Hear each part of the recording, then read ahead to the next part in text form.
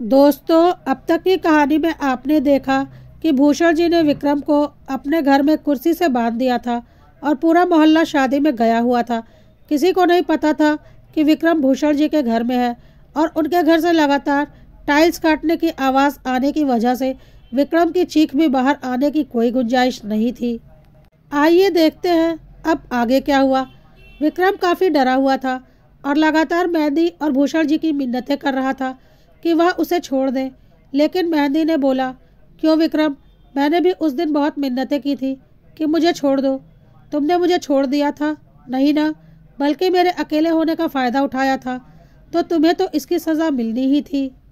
इसके बाद मेहंदी भूषण जी की ओर देखने लगी। भूषण जी ने मेहंदी के हाथ में एक बड़ा सा हथौड़ा ला कर दिया और बोला, ले जा बेटा, आज तू ले ले अपना बदला, और ऐसे लोगों से बदला लेने में बिल्कुल भी दया नहीं करनी चाहिए। हथौड़ा देखकर विक्रम की हालत खराब हो चुकी थी। डर के मारे वह पसीने पसीने हो रहा था और मेहंदी को वह दिन याद आ रहा था जब इसी तरह से वह रो रही थी, गिड़गिड़ा रही थी। लेकिन विक्रम को उसके ऊपर थोड़ा भी तरस नहीं आया था और उसने उसकी इज्जत तार तार कर दी थी। मेहंदी ने वह दर्द याद करते हुए हथौड़ा उठाया और बहुत ही जोरदार प्रहार विक्रम के गुप्तांग पर किया, जिसे विक्रम बर्दाश्त नहीं कर पाया और चीखता हुआ वहीं बेहोश हो गया और उसकी पूरी पैंट खून से लाल हो गई, जिसे देखकर आज मेहंदी को बहुत तसल्ली हो रही थी। उसे यहाँ कहीं से भी क्रूरता नहीं लग रही थी, बल्कि ऐसा लग रहा था कि उसके खुद के साथ जो क्रूरता हुई थी यह उसका अंजाम था। मेहंदी के दिल को आज बहुत सुकून मिल रहा था। विक्रम घायल होकर बेहोश हो चुका था। तब तक फूलवती जी भी आ गई। भूषण जी ने दरवाज़ा खोलकर उन्हें अंदर लिया। विक्रम की हालत देखकर फूलवती जी हैरान थी। विक्रम जी ने फूलवती जी से कहा, मेहंदी को लेकर अंदर जाइए और उसे अच्छे से नहला धुला दीजिए और बोलिए फ्रेश मन से अपने एग्ज़ाम की तैयारी करे और अच्छे से परीक्षा दे। फूलवती जी ने विक्रम की तरफ देखते हुए बोला, इसका क्या होगा? भूषण जी ने बोला, इसकी चिंता तुम मत करो, वह सब कुछ मैं देख लूँगा। तुम दोनों जाओ, या अब तुम दोनों को इस मोहल्ले में कभी नजर नहीं आएगा। फूलवती जी ने अपनी शंका जाहिर करते हुए कहा, अगर इसने सबको या सब कुछ बता दिया कि यह सब कुछ हमने किया है, तब क्या करोगे? भूषण जी ने बोला, मैंने बोला ना, यह अब इस मोहल्ले में कभी नजर नहीं आएगा। तुम मेहंदी को लेकर कमरे में जाओ और जब तक मैं ना कहूँ बाहर नहीं आना। मैं यह सब ठीक कर दूंगा।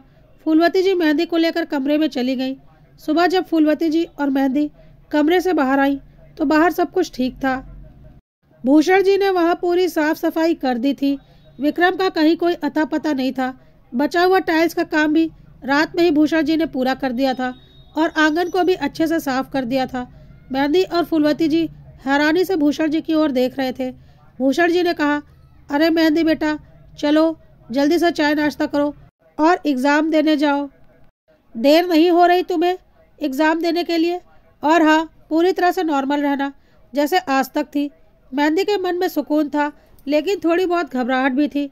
भूषण जी ने कहा, मेहंदी, कल रात को क्या हुआ है भूल जाओ। जैसे उस बरसात के दिन को तुम भूल गई, वैसे ही कल रात को भी तुम भूल जाओ। बस अपनी नॉर्मल लाइफ एंजॉय करो। मेहंदी ने नाश्ता किया और अपनी दोस्त के साथ एग्ज़ाम देने के लिए निकल पड़ी। थोड़ी देर के बाद मोहल्ले में हल्ला हो रहा था कि विक्रम कहीं पर भी नहीं मिल रहा। उसके माँ बाप बहुत परेशान हैं। भूषण जी अपने काम पर जा चुके थे। लगभग सारे मोहल्ले के पुरुष अपने अपने काम पर जा चुके थे। सारे मोहल्ले की औरतें एक दूसरे से विक्रम के गुम हो जाने के बारे में बातें कर रही थी, जिसमें कि फूलवती जी भी शामिल थी। सब हैरान थे कि इतना लंबा चौड़ा हट्टा कट्टा लड़का एकाएक गायब कैसे हो गया। उसके मोबाइल का भी कुछ पता नहीं चल रहा था। मेहंदी भी अपने कॉलेज से एग्ज़ाम देकर आ चुकी थी और मोहल्ले में इतनी भीड़भाड़ देखकर थोड़ा घबराई हुई थी। तो फूलवती जी उसे सैयद करते हुए बोली, अरे बेटा, चल नाश्ता पानी कर ले।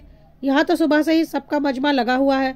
वह विक्रम है ना, जो खेतों में बैठकर दारू पिया करता था, एकाएक कहीं गायब हो गया है। और शराबी लोगों का क्या ठिकाना होता है, कहीं मारा मारा फिर रहा होगा। बाकी औरतें भी ऐसी ही बातें कर रही थी, क्योंकि वह एक बिगड़ैल दारूबाज लड़का है। यह बात सब जानते थे। फूलवती जी मेहंदी को लेकर घर के अंदर जा चुकी थी और उसे अच्छे से समझा दिया था कि उसे अपने चेहरे पर कोई भी भाव नहीं लाने हैं, बिल्कुल भी नहीं, बिल्कुल नॉर्मल रहना है।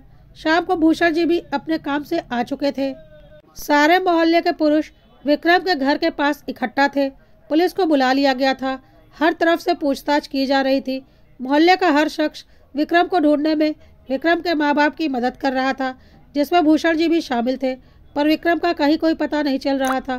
पुलिस ने विक्रम के फ़ोन की लास्ट लोकेशन ट्रेस की, जो कि उन्हीं खेतों के पास मिली जहां वह शराब पिया करता था, और उसके बाद से उसके फ़ोन की कोई लोकेशन ट्रेस नहीं हुई और ना ही फ़ोन का कुछ पता चला, क्योंकि फ़ोन का कुछ पता चलना ही नहीं था। पुलिस वालों ने अब यह भी पता लगाने की कोशिश की कि विक्रम का कोई दुश्मन था क्या, या फिर उसने किसी के साथ कुछ गलत हरकत की थी जिसकी वजह से किसी ने उससे अपना बदला लिया हो, लेकिन ऐसा भी कोई मामला सामने नहीं आया।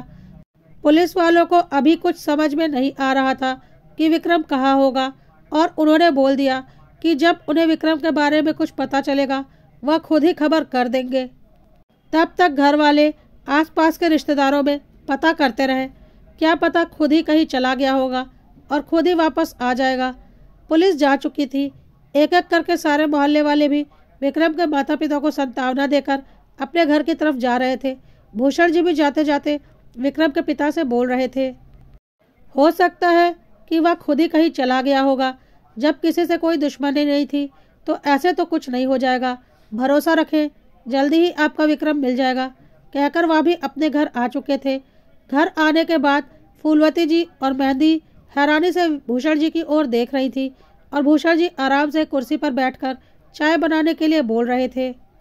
मेहंदी भूषण जी के लिए चाय बनाने चली गई, और फूलवती जी के चेहरे पर चिंता की लकीरें थी, और वह भूषण जी की ओर प्रश्नवाचक नज़रों से देख रही थी। तब तक मेहंदी ने भूषण जी को चाय की कप दी, और वह भी उनकी ओर प्रश्नवाचक नज़रों से देखने लगी। भूषण जी ने मेहंदी और फूलवती जी की ओर देखते हुए बोला, तुम लोग बिल्कुल चिंता मत करो, बिल्कुल आराम से रहो। विक्रम अब कभी वापस नहीं आएगा, कभी किसी को नहीं मिलेगा, और ना ही कभी पता चलेगा कि वह कहाँ गया है, कभी नहीं। यह सब कुछ कहते हुए भूषण जी आंगन की टाइल्स की ओर देख रहे थे, क्योंकि विक्रम उसी टाइल्स के नीचे ज़मीन में दबा हुआ हमेशा के लिए गायब हो चुका था। उन्होंने फूलवती जी और मेहंदी को यह बात नहीं बताई थी, नहीं तो उन दोनों का इस घर में रहना मुश्किल हो जाता और मेहंदी अपराध बोध से ग्रस्त रहती।